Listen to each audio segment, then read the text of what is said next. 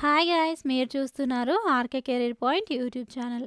Friends, ఈ వీడియోలో ఈనాటి ప్రముఖ దినపత్రికల్లో వచ్చినటువంటి ముఖ్యమైన ఉద్యోగ వార్తలు అండ్ అలాగే ఇంపార్టెంట్ కరెంట్ అఫైర్స్ అప్డేట్స్ అయితే చూద్దాము. వీడియోని ఇక్కడ కూడా స్కిప్ చేయకుండా చివరి వరకు చూసినట్లయితే మీకు పూర్తి వివరాలు అనేవి తెలుస్తాయి. అలాగే కొన్ని ఇంపార్టెంట్ నోటిఫికేషన్లకు సంబంధించిన డీటెయిల్స్ కూడా ఉన్నాయి. అండ్ ఎవరైతే వీడియో చూస్తున్నారో మీకు కరెంట్ అఫైర్స్ టెస్ట్లు అండ్ అలాగే జనరల్ స్టడీస్కి సంబంధించిన టెస్ట్లు కనుక ప్రాక్టీస్ చేయాలన్నట్లయితే డిస్క్రిప్షన్లో టెస్ట్లకు సంబంధించిన లింక్స్ ఉంటాయి. అలాగే మన యొక్క వెబ్సైట్లో మీకు డైలీ ఒక జాబ్ నోటిఫికేషన్లకు సంబంధించి అప్డేట్స్ అయితే వస్తూ ఉంటాయి. తప్పకుండా ఫాలో అవ్వండి. ఇక లేట్ చేయకుండా ముందుగా అప్డేట్స్ అయితే చూద్దాం. జాబ్ క్యాలెండర్కి సంబంధించి ఒక అప్డేట్ అయితే చూద్దాము.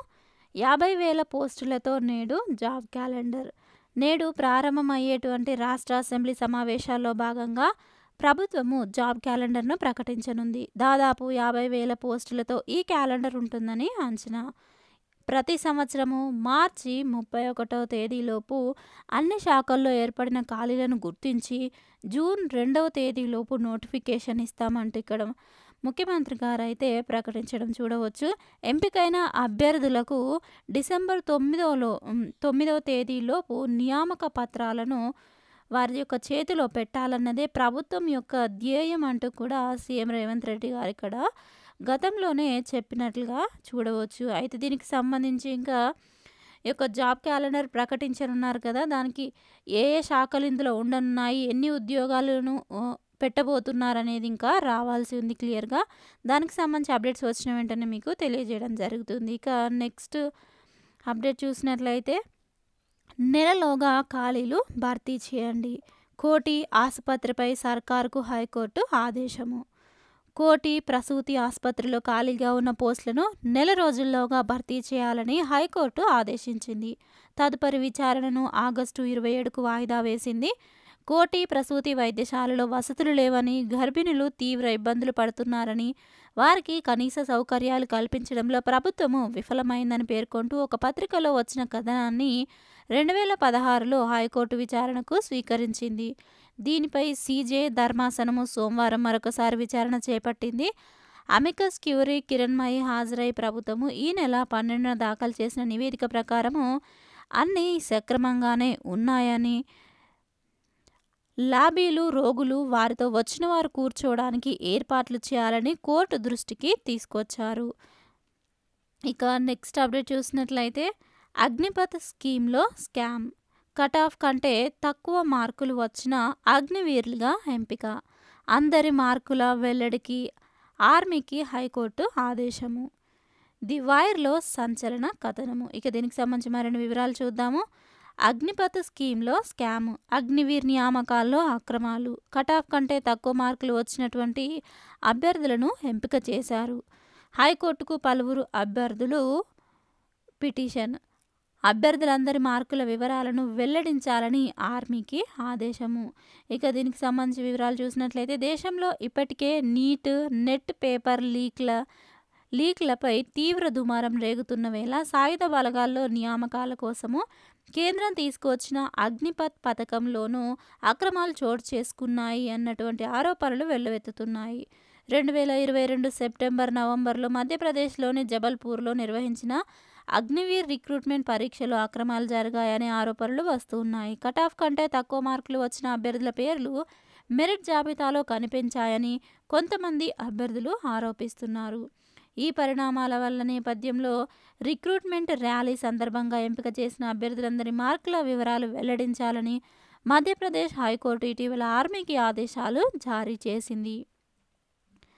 అయితే ఇక్కడ 10 మార్కులు తక్కువ వచ్చినా కూడా సెలెక్ట్ చేశారంటగా అభ్యర్థులు వాపోయారు.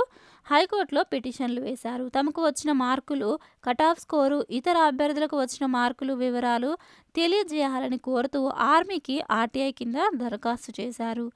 ఇక దీనికి సంబంధించి ఇంకా స్పష్టత అయితే రానుంది. వచ్చిన వెంటనే మీకు తెలియజేయడం జరుగుతుంది. ఇక నెక్స్ట్ అప్డేట్ చూసినట్లయితే 17,727 ప్రభుత్వ ఉద్యోగాలు. రేపే last date. Staff selection commission SSC సిజిఎల్ఈ 2024 దరఖాస్తు గడువు ఈ నెల 24తో ముగియనుంది. మొత్తము 17,727 పోస్టులున్నాయి. బ్యాచిలర్స్ డిగ్రీ పాస్ అయినటువంటి అభ్యర్థులు అప్లై అయితే చేసుకోవచ్చు.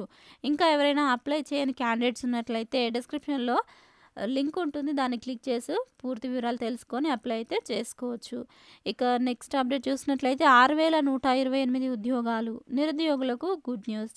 దేశంలోని బ్యాంకుల్లో 6128 క్లర్క్ ఉద్యోగాల భర్తీకి దరఖాస్తుల స్వీకరణ గడువును జూలై 28 వరకు ఐబీపీఎస్ పొడిగించింది.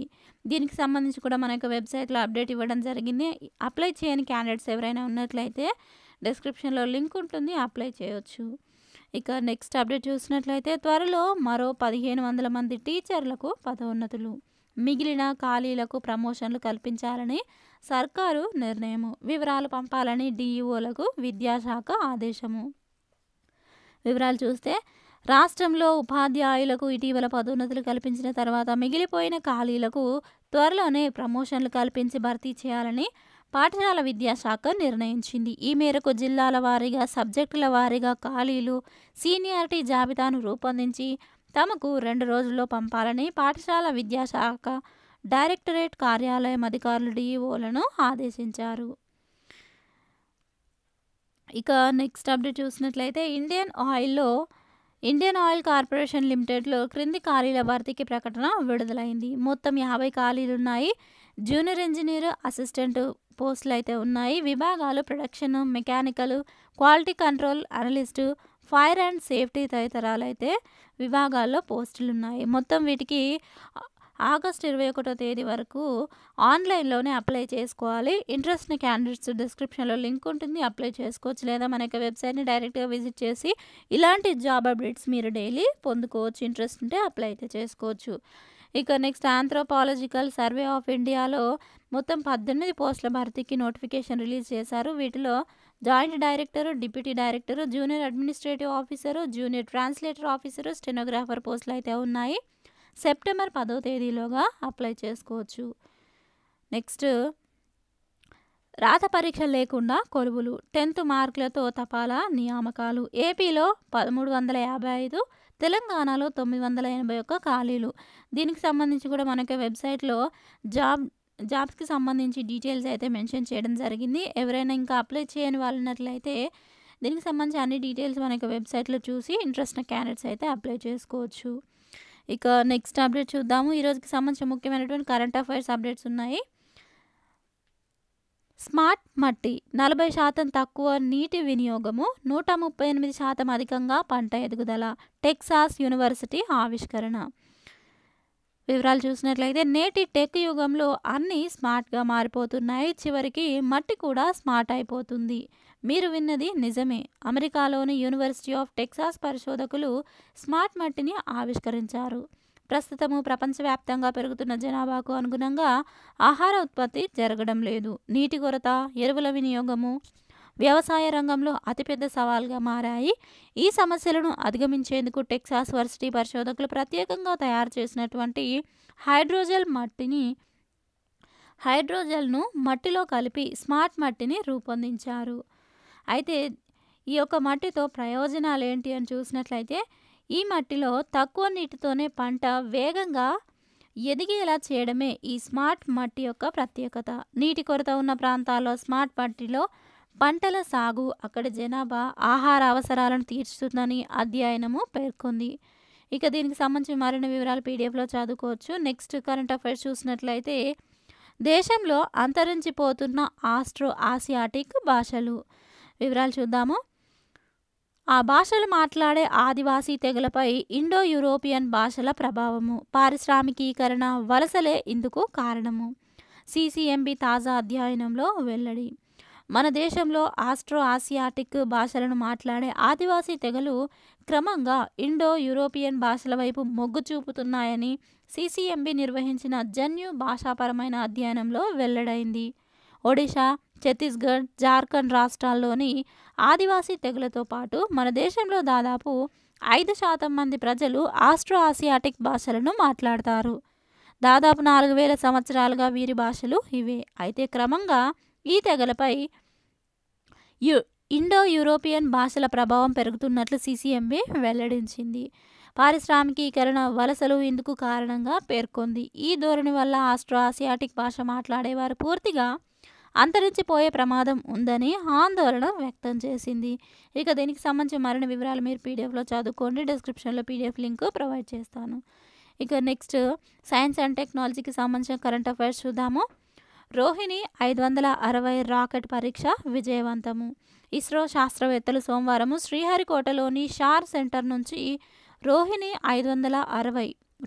560 సౌండింగ్ రాకెట్ను ప్రయోగించారు.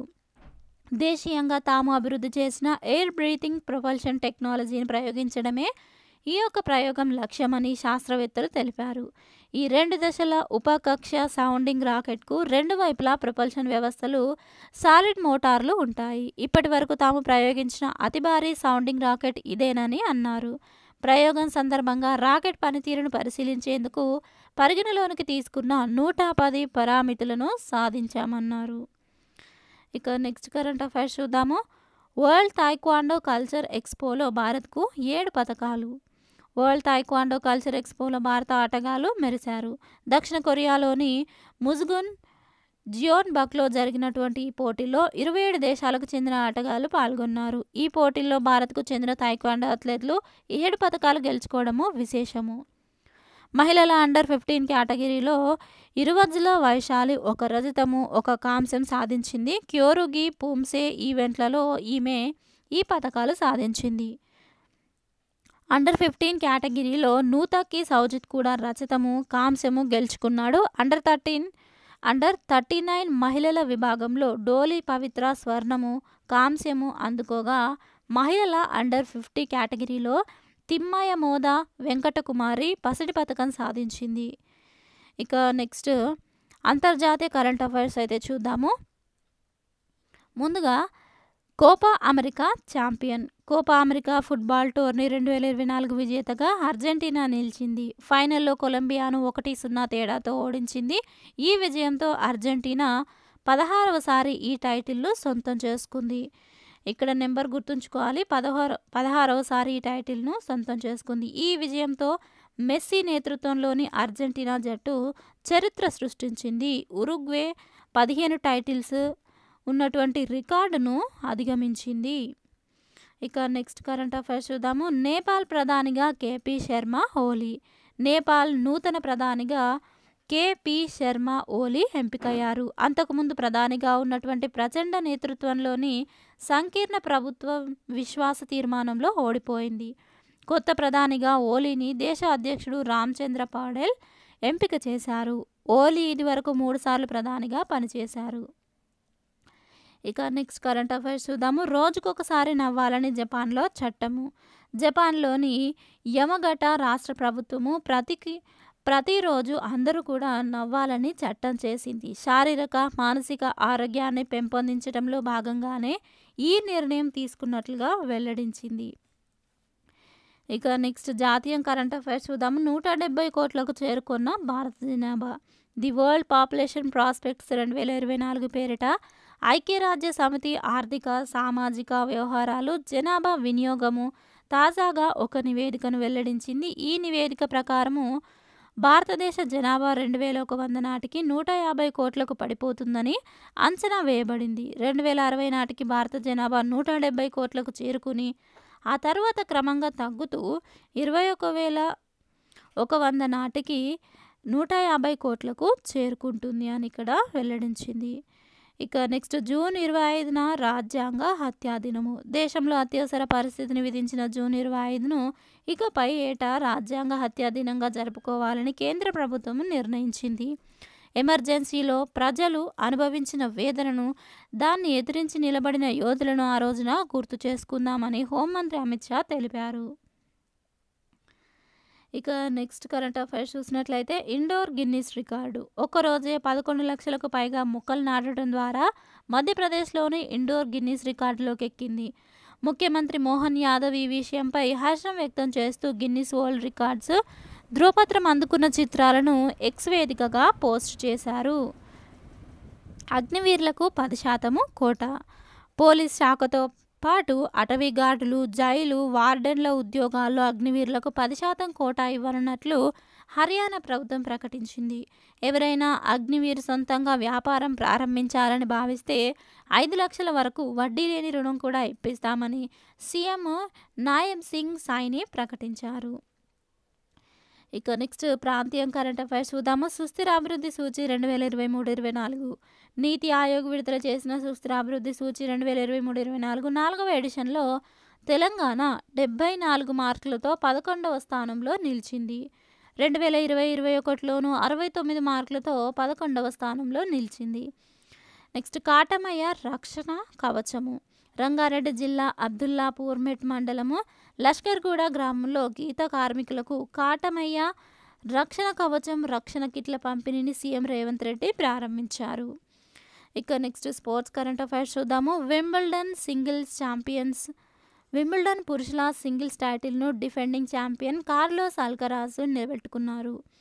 ఫైనల్లో 3వ సీడ్ అల్కరాజ్ 2వ సీడ్ జకోవిచ్ను ఓడించాడు.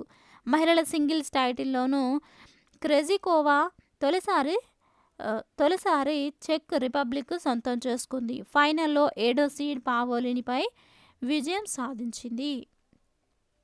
ఇక నెక్స్ట్ కరెంట్ అఫైర్స్ చూసినట్లయితే 6.5 నుండి 7% మధ్య భారత్ జీడీపీ, జీఎస్టీ అమలు, ఐబీసీ కోడ్తో అభివృద్ధికి బాటలు. ఆర్థిక సర్వేలో కేంద్ర ఆర్థిక మంత్రి నిర్మలా సీతారామన్. వివరాలు చూస్తే భారత్ స్థూల దేశీయోత్పత్తి అంటే జీడీపీ 2025 ఆర్థిక సంవత్సరంలో 6.5 నుంచి 7% నమోదవుతుందని ఆర్థిక సర్వే ప్రస్తావించింది. అంతేకాకుండా మార్కెట్ నిపుణులు కూడా అంచనాలను మరింతగా ఎక్కువగా చూస్తున్నట్లు వెల్లడించింది. రిజర్వ్ బ్యాంకు 7.2% ఆర్థిక వృద్ధి నమోదవుతుందని అంచనా వేసింది. అందుకు అనుగుణంగానే 7% అంచనాలు ఉన్నాయని సర్వేలో ప్రస్తావించారు. అంతర్జాతీయ ద్రవ్యనిధి సంస్థ, ఆసియా అభివృద్ధి బ్యాంకులు కూడా ఆర్థిక అభివృద్ధి 7%గా ఉంటుందని అంచనా వేశాయని, నిర్మాణాత్మక సంస్కరణలతోనే అభివృద్ధికి బాటలు వేసిందని, మూలధన రూపకల్పన మరింతగా పెరిగిందని, అయితే విదేశాల నుంచి అతిగా కారుచౌకగా వస్తున్న దిగుమతులు భవిష్యత్తులో కొంతగా ప్రభావం చూపిస్తాయన్నారు. ప్రస్తుతం దేశంలో నెలకొన్న పరిస్థితుల దృష్ట్యా వాస్తవ జీడీపీ వృద్ధి 6.5 నుంచి 7%గా ఉంటుందని తేలింది. అయితే మార్కెట్ నిపుణుల అంచనాలు మాత్రము మరింత ఎక్కువగా ఉన్నాయని సర్వే ప్రస్తావించింది. ప్రస్తుతము జీడీపీ అంచనాలు గత కరోనాకు ముందున్నటువంటి స్థాయిలో ఉన్నాయని, కరోనా తర్వాత రికవరీ స్థాయికి కూడా చేరుకుంటాయని వెల్లడించింది. ఇక నెక్స్ట్ నమస్తే తెలంగాణ పేపర్లోని ఈనాడు న్యూస్ పేపర్లో నిపుణలో ఎవరైతే పోటీ పరీక్షలకి ప్రిపేర్ అవుతున్నారో సివిల్స్ ప్రిలిమ్స్కి సంబంధించినటువంటి క్వశ్చన్ పేపర్ విశ్లేషణకు సంబంధించిన థియరీ ఆర్టికల్ ఇక్కడ పబ్లిష్ చేశారు. ఇంట్రెస్ట్ ఉన్న క్యాండిడేట్స్ ఒకసారి డౌన్లోడ్ చేసుకొని చదివే ప్రయత్నం చేయండి. డిస్క్రిప్షన్లో ఈ పీడిఎఫ్ లింక్ ఉంటుంది. అండ్ అలాగే కరెంట్ అఫైర్స్కి సంబంధించి లేటెస్ట్ కరెంట్ అఫైర్స్కి సంబంధించినటువంటి థియరీ ఆర్టికల్ బిడ్ బ్యాంక్ కూడా ప్రొవైడ్ చేశారు. ఒకసారి చదివే ప్రయత్నం అయితే చేయండి. సో ఫ్రెండ్స్, చూసారు కదా, ఇది ఈ రోజుకి సంబంధించినటువంటి ముఖ్యమైన కరెంట్ అఫైర్స్ అలాగే జాబ్ అప్డేట్స్. ఈ వివరాలు మీకు నచ్చినట్లయితే తప్పకుండా వీడియోని లైక్ చేయండి. ఇలాంటి అప్డేట్స్ కోసం మన ఛానల్ సబ్స్క్రైబ్ చేసుకొని ఫాలో అవుతూ ఉండండి. Thank you friends, thanks for watching this video. Have a nice day. By.